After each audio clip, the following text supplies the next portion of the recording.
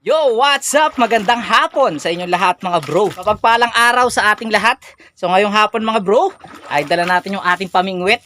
Ayan, tapos meron tayong dala na masa. Ayun. So balik na tayo sa ating carp hunting. Ayan, dahil malapit na ang ating fishing tournament sa karpa dito sa ating lugar mga bro, ay susubukan na natin na na mamingwit ng karpa. No? So meron ng mga tumatalon-talon na karpa, nakikita tayo. So ito na kasi talaga yung simula ng season ng karpa. Kaya ngayon susubukan natin, no. So sana meron tayong mahuli mga bro para naman marami tayong maingganyo sa ating sa ating fishing tournament sa darating na December 17. Yon, muli inaanyayahan ko kayo mga bro sa ating fishing tournament sa December 17 dito sa Barangay Kasile, Talim Island, Binangonan, Rizal. At ngayon mga bro, ay narito tayo sa pagitan ng Barangay Kasile at Barangay Bumbong. So dito muna tayo magta-try dahil dun sa ating paggaganapan ng ating ng tournament do sa Baywalk ay may mga gumagawa. So medyo maingay doon at bulabog yung mga isda. Kaya dito natin susubukan. So tingnan natin kung meron tayong mahuhuli. Yan, samahan niyo ako mga bro sa fishing adventure natin ngayong hapon. Let's go! Okay, narito tayo sa malaking bato, no? So dito rin tayo dati madalas mga bro na na mamingwit ng karpa, no? So siguro dito na rin tayo pwesto. Kaya doon na lang tayo mga bro sa kabila na. So try natin doon. Laking puno nito. Gandang ikahoy. Babaak-bakin lang natin mga bro, no? So, ayan, sa vlog na to mga bro, hindi natin kasama si Kagawad, si Tol. At meron siyang meeting doon sa barangay. Kaya nasabi ko sa mga nakaraan natin na vlog, pagka lang available si Tol, at saka natin siya makakasama sa ating fishing adventure. Pero syempre, pagka meron siyang gawain sa barangay, ay hindi siya makakasama mga bro. So yun, tara, mag-set up na tayo mga bro. So dito tayo mag-set up. So sana may mahuli tayo, no? Ayun. Eto, dalawang bingwit yung aking dala mga bro. So yung ating Pioneer Uluwa na bigay ni Kuya Dennis. Tapos yung reel natin bigay ni ni Bro Lobin. Tapos eto naman yung ating Duke U. Ayan, 3000 series. Ayan, luma-luma na mga bro, no? Kahit mumurahing reel lang gamit na gamit sa atin na. So ganyan tayo mga bro. Yan ang ating pamingwit. So set up na tayo. Tapos ito yung ating pain mga bro. Pakita ko sa inyo. Mga bro, ito yung pain natin, masa. So konti lang yung minasa ko dahil nag-iisa lang naman tayo. Ayan. Sana makahuli tayo. So tara, set up. Para tayo ay makapagsimula na kaagad. Patong lang natin yung ating cellphone dito. Tingnan natin kung malinaw yung kuha dito. Ayun mga bro, malinaw pala kuha natin. So tara. Kaya mga bro, magse-set up na tayo. Hay, sana man makahuli tayo mga bro. Tagal tayong hindi nakapag-carp hunting.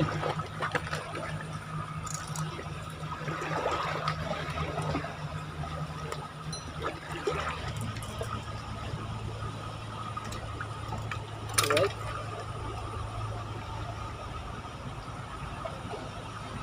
Ito muna, ibato natin mga bro.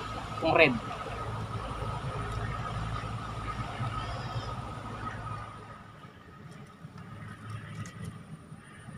Okay.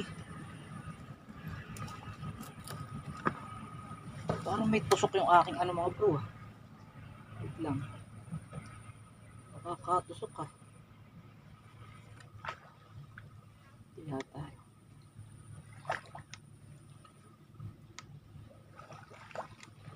Ayun. Tinik. Meron tinik ang ating tsinelas. Kaya pala masakit pag naglalakad.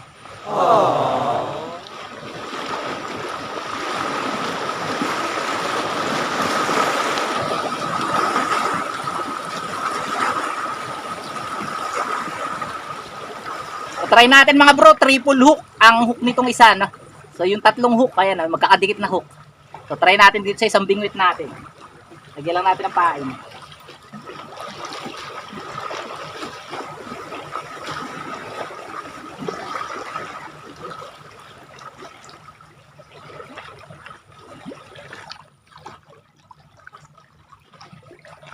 Okay, ito na mga bro, unang bingwit.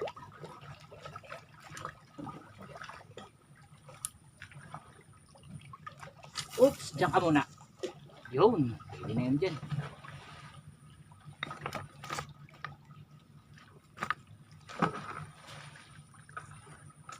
Pwede na yan dyan. Tapos ito yung isa natin bingwit mga bro. Lawit na rin natin na. May nag-aakot ng bato mga bro doon sa kabila. Pero malayo naman, kaya hindi tayo mabubulabog na.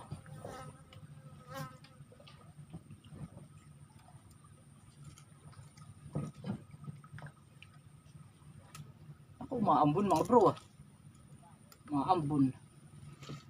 Kalalakas. Umaambon mga bro, sana wag lumakas ang ulan. Oh no!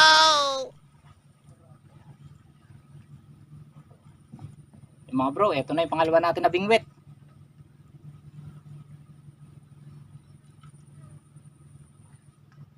Oops. Medyo mababaw lang mga bro dito. Mga 1 metro lang mahigit. Kulang 2 metro, ganyan. Ayan, nakalawit na tayo. So, antay-antay na lang. 2 bingwit ang ating gamit. So, wala tayong dalang panalok ngayon mga bro dahil sumubok lang naman tayo na mag-carp hunting ngayon. So, tingnan lang natin kung may mahuhuli tayo. So, pag nakahuli tayo, di ba? Malaking bagay yun sa ating sa ating gaganapin tournament dahil marami tayong maiingganyo na pumunta rito, mag-carp hunting din at umattend sa ating tournament na. Aww.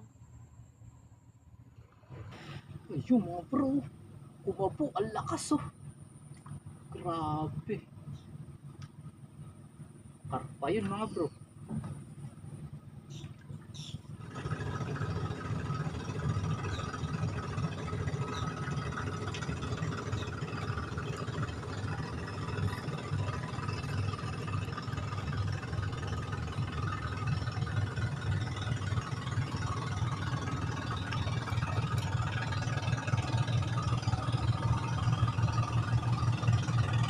A few moments later.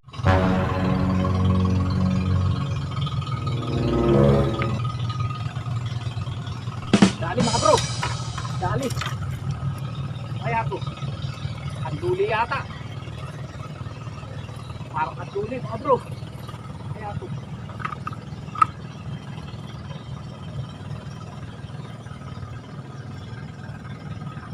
Uy, kanduli. Malaking kanduli. So, mga bro, nakadali na tayo laking kanduli oh. Yung triple hook ang nakayari.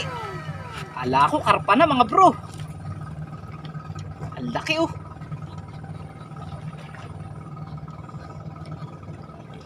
Grabe, wala siyang kawala sa triple hook mga bro eh oh.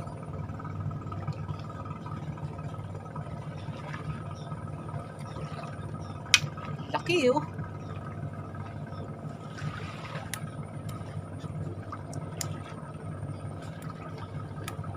Lagay muna natin mga bro dito. Isa tayo. Wait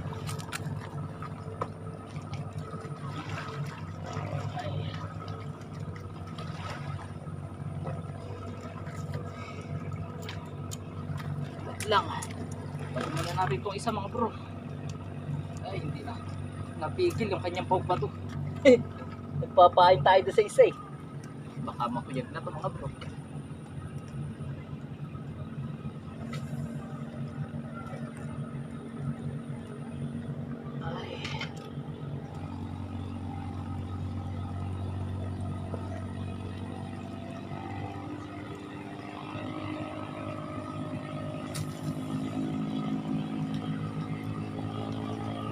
Mga bro, umuulan na. Malakas ang ulan.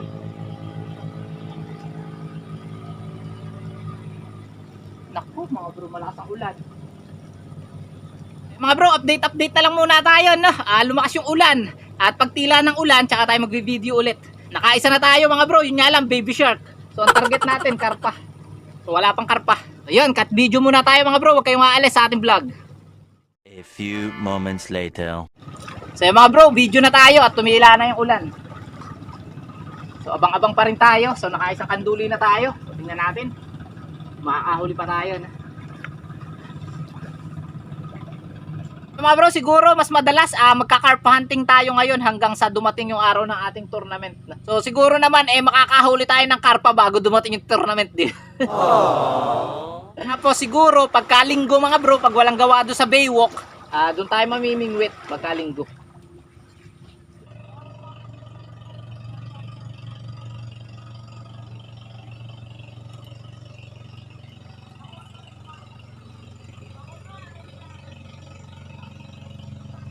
Mga bro, siguro mga 1 oras na tayo na namimingwit at yun, wala pa rin tayong huli. Pero hindi pa rin tayo susuko mga bro. So siguro mga hanggang alas 4, 4:30 ganyan mga bro. Ay saka tayo susuko. No? Hanggat hindi dumidilim. So tsatsagain natin yan mga bro.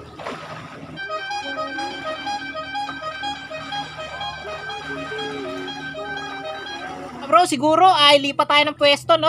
Lapit tayo dun sa paggaganapan natin ng tournament. Doon banda sa may balite. Santay lang natin maubos yung ating pain. Baka sakali may kumagat pa mga bro eh. Pero palipat na rin tayo na. Huwag na tayo lumipat na. Baka kasi nakaamoy na nung karpa yung yung ating mga pids na kanina pa tayo rito eh. Baka naaamoy na nila eh, palapit na sila. So, konting patient pa mga bro. Antay-antay pa tayo. So, ganyan naman ang pamimiwas mga bro eh. Kailangan natin ng patient eh, di ba? So, siguro bukas na lang mga bro, doon tayo pa pwesto sa banda ron. Pero ngayon, magtiyaga muna tayo dito. So, try na muna natin.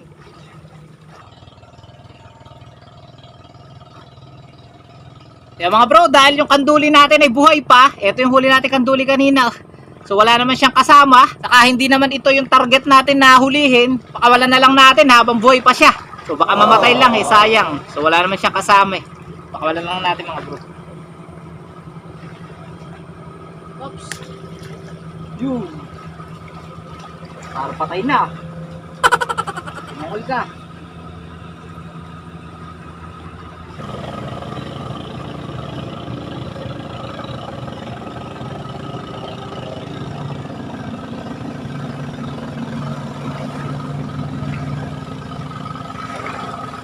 One hour later. Yeah mga bro, time check natin. Mag-aalas 5 na. At yan, kung mapapansin nyo, wala ng araw, no? At yun, kailangan na rin nating umuwi dahil magpapatuka pa tayo ng ating mga alaga na na manok. Baka gabihin na naman yung ating pagpapatuka, no? Kanina pumunta tayo dito 2:30 PM at mahigit 2 oras na rin tayo na namimingwit. Yun nga lang mga bro, wala pa tayong huli, no? So ang nahuli natin isang kanduli. Bukas mga bro, ay ang spot natin doon naman banda sa may balite, doon sa paggaganapan natin ng ating tournament. Try naman natin doon na mag carp hunting at siguro dapat aga-agahan natin ng konti kasi medyo bitin yung ating pamimingwit, no? So kanina kasi mga bro, plano ko talaga alas 12 pumunta dito kaso sobrang init kasi mga bro kanina. Kaya yun, 2:30 na ako nagpunta para kahit mainit siya ng 2:30, sandali na lang tayo maiinitan, di ba? Sandaling oras na lang. May mga karpan tumatalon mga bro kumakabo kaso ayaw pa nilang kumagat. So hindi natin alam kung bakit ayaw nilang kumagat, no? So parang hindi nila gusto yung ating pamain, So mga bro, uwi na tayo.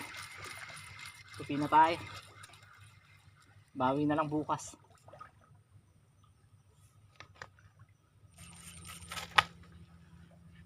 Yung pain natin mga bro, itapon na rin natin para makain nila na. Aww.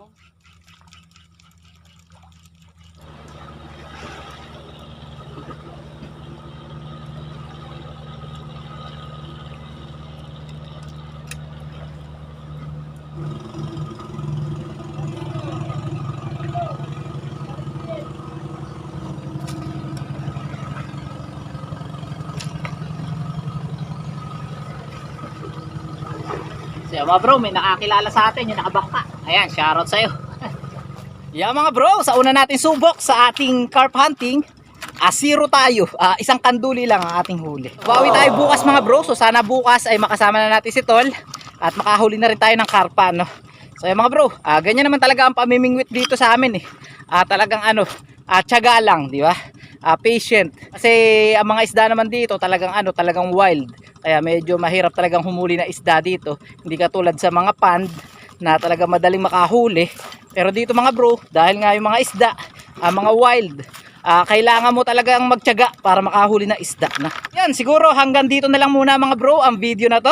So magkita-kita tayo bukas sa ating pag-rest back sa carp hunting. Abangan nyo kung kailan tayo makakahuli ng karpa. So hanggang dito na lang mga bro. Magkita-kita tayo next vlog. Happy fishing sa inyong lahat at bye-bye!